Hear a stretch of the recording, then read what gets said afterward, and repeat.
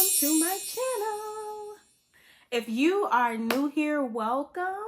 If you are returning, welcome back. My name is Niera, and I talk about everything that's great for our mind, body, and soul, with an emphasis on mental health, physical health, nutrition, and beauty.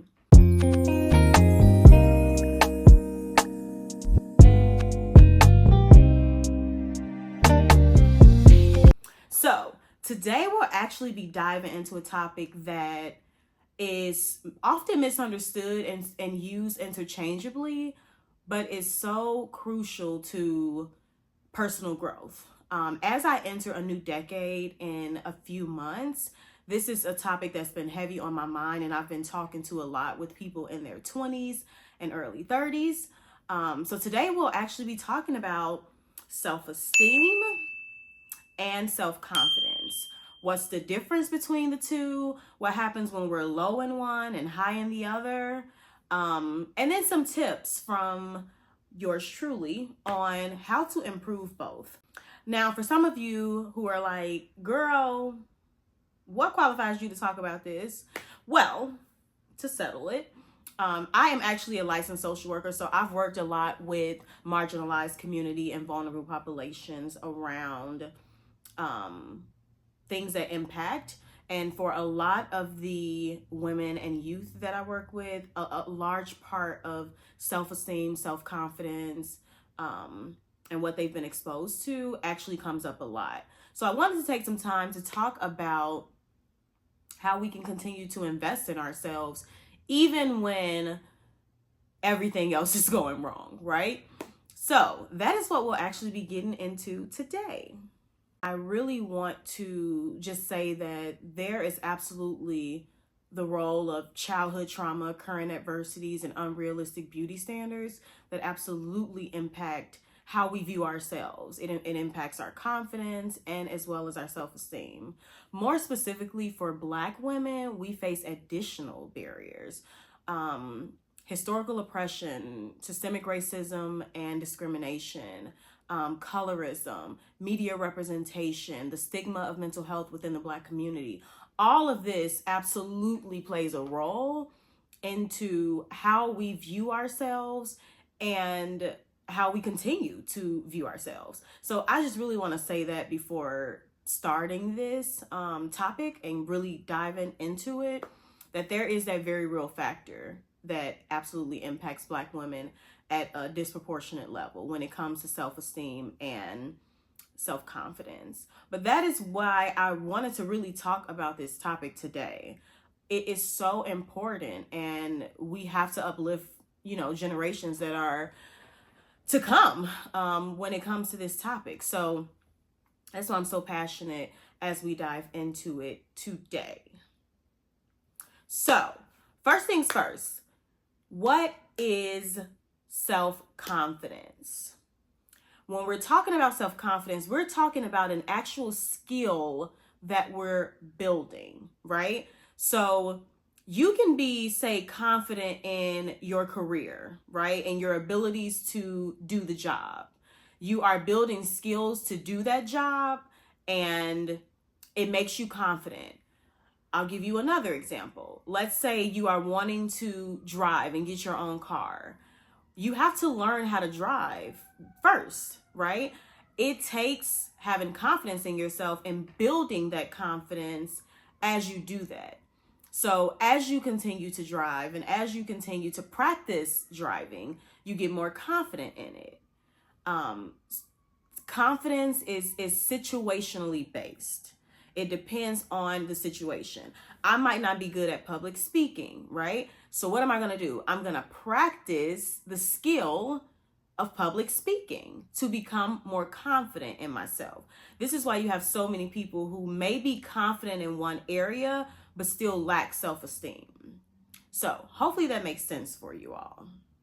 Essentially, self-confidence is the belief in your ability to successfully complete a task or role, which is why it's situational in a lot of settings. So that is self-confidence. On the other hand, when we're talking about self-esteem, This is the overall perception of ourselves and how we view ourselves. It is essentially your sense of self-worth. It is about how you value yourself, regardless of the task or role that is at hand. And it's really important to understand the distinction, because we can be confident in our ability to perform a job, but we still view ourselves as low, right? And you see this so often, where we have so many people who are thriving in their careers, but they're unhappy with themselves and their view of their self. Their sense of self-worth is low, which is why it's so important to understand the distinction, because I can be an excellent public speaker, right? But when all of that's done, when I exit the podium and I go in my car to drive home, how do I feel about myself? And that remains low. And it's problematic when it does. And in a situation where, on the flip side of that, where you have high self-esteem and low self-confidence, so you can build confidence by a lot of practice, right? It's skill building. While on the other hand, with self-esteem, you are nurturing or developing a more positive view of yourself and a more compassionate view of yourself. So we're now going to get into some tips for confidence, or building self-confidence rather. Okay, so let's get into some tips for building self-confidence. Number one is practice makes perfect. Seriously, it really does. You cannot master something until you've practiced it over and over and over. Some of us, just have natural, God-given abilities, and that's great. But to help continue to improve our self-confidence, we have to learn new skills, right? So if I am someone who, let's just say, wants to learn how to do a split, do a split. I used to be able to know how to do a split, y'all, but time. But let's just say I wanted to learn how to do a split. Okay. I might hurt something if I try to right now, or if I don't have no liquor in my system, I may not even, be froggy and do the split. However, if I want to learn how to do a split, what I have to do is practice my, strength. I have to practice like my strength and mobility. I have to practice stretching, all of that. It takes all of that over and over and over until I learn how to do that split again. So number one is the fact that practice absolutely makes perfect. You have to start somewhere. Number two is we need to start setting small, achievable goals to help build our confidence. If you have a goal, I'll take me for example. I have been wanting to do YouTube for so long, and I set very achievable goals to be able to do this. So what did I do? I said, you know what? I am going to, instead of investing in an expensive camera, I'm just going to upgrade my phone to the newest iPhone, right? That's a goal I have. I'm going to purchase the phone, start messing with the camera. I'm going to buy me a ring light. I'm going to, these are small goals to help build my confidence in the fact that I can do this. I can be on YouTube. And what am I doing, y'all? Okay, I only got 40 subscribers, but that doesn't matter. Your girl is on YouTube, okay? And now I'm confident. I'm even more confident in my abilities to be able to reach you all. The reality is, it is really truly all about skill building when it comes to confidence. No one is going to believe you until you do. And that's just the reality, okay? I'm just a messenger. No one is going to believe you until you do. Seriously. So learn that, set that goal, practice towards it every day, and watch you build confidence, self-confidence in your ability to be able to perform that specific task or role. Okay? So I hope that made sense for you all. So now we're going to move into self-esteem. Now, this is a heavy one. Because this is something that you really have to be invested in and be very mindful of to improve it. Okay, so tips for building self-esteem. Number one is self-compassion. Seriously, how we treat ourselves, how we talk to ourselves, and how we talk about ourselves absolutely matters. I always tell people, how do you talk about your best friend, right? Imagine how you talk to them. Is that how you talk to yourself, right? Is that how you talk about yourself? I often tell people all the time, if you wouldn't say that about someone else so negatively, why are we saying it about ourselves? Like, we have enough people telling us that we can't do it. Why be the other one, right? Why be the one more? And that's really something we have to really think about, because we are our worst critics and everyone else's best cheerleaders. And I don't really like that, okay? And that's something that I have been super mindful of with how I'm talking to myself and about myself. The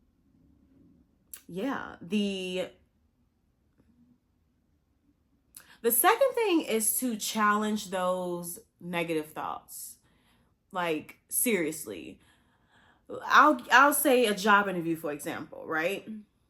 Let's say you only answered like 6 out of the 10 interview questions like amazingly. Often we'll tell ourselves like, oh my God, I bombed that interview. Like, what the heck was I doing? What was I saying? I am such a horrible person. I don't know what I want to do. Yada. And we just start spiraling. Let's reframe that, right? So there were 4 that you didn't answer at your best or to your best abilities. But instead of being so hard on ourselves, let's reframe that and say, you know what? I killed 6 of those questions. I need to make sure I apply that to the other 4. Or I need to make sure that next time I'm focusing on my abilities and my confidence and how I answer those other questions to make sure that I don't, fall short with the others. It's all about reframing. It's all about reframing. And that is a whole separate video we can talk about, like, seriously, like for 30 minutes. Reframing helps in so many instances. The third thing that I want to talk about as it relates to building our self-esteem is spend time with yourself. A lot of y'all don't know who y'all are outside of other people, and we need to talk about that. Who are you when nobody else is around? Who are you when there is no one to compare yourself to? Who are you? And that's something that we have to ask ourselves. Sometimes we don't even know who we are. So of course that esteem is low. Of course it is. So really spend time and get to know yourself. I know it's so easy to want to be out in the mix, but I'm telling you, you investing in yourself is just worth it in the end. It is literally your life. And if we spend it chasing things that don't serve us, fostering friendships that doesn't do anything for us or invest in us in any way, if we're in these relationships that are not, healthy, it impacts us. So just spend some time with yourself. Seriously, that is one of the biggest tips I can give you as it relates to building your sense of self and worth. Do that and let me know how it goes. The other thing I really want to say is also, if you are spending time with people, make sure that these are people who are supporting you, pushing you to grow, uplifting you, and just pouring into you. Make sure you are around people like that. It is so crucial for our esteem when we're building that up, to be around people like that. Because if you are constantly around people that have jealous spirits, envious spirits, competitive spirits, we ain't got time for it. Not on this journey of building our self-esteem. We don't have it in us, okay? So really just want to push you there. The last thing I'll say as it relates to our self-esteem is oftentimes we will say, oh, I'll do it when I feel better. And I always challenge people and say, no, you'll feel better when you do it. So really put this stuff into practice, really put this stuff into play, and let me know how it goes for you. Again, growth is not linear, and that's something that I just really want us to be honest about. It looks messy, okay? It does. It's often faced with a lot of realities, harsh realities sometimes, and it can also be an isolating journey when we're building up our confidence in areas and no one is really believing in you. It can be difficult and isolating when you're building up your esteem and you realize you're entertaining people that's keeping it down, right? So I want to acknowledge that, but I really want to empower you, whether you are a teenager, whether you are someone in your 20s, whether you are in your 30s, whatever decade you are in, it is never too late to invest in yourself, okay? It is never too late to invest in yourself. The last thing I'll say before I close out this video is we also have to stop looking for outside validation. I always tell people, there's a quote that I read that said, when outside validation is our main source of nourishment, we are going to be hungry forever. Seriously. And I tell people all the time, okay, validation is for parking, okay, and for yourself. Self-validation or parking validation. That's the only validation we do around here, okay? We cannot constantly be looking for outside validation, or that esteem and that confidence will remain low. So just really, really wanted to just spread that word. I thank you all for listening, and I hope that this really did help you in even the slightest way. If you stay to the end, let me know what some of your favorite things that I said, or some things that you're currently struggling with, or how this applies to you, or if it doesn't, or any tips you can share with anybody on this platform. So as it relates to self-esteem and self-confidence. So thank you for listening and watching my channel, and I will see you next time. Bye.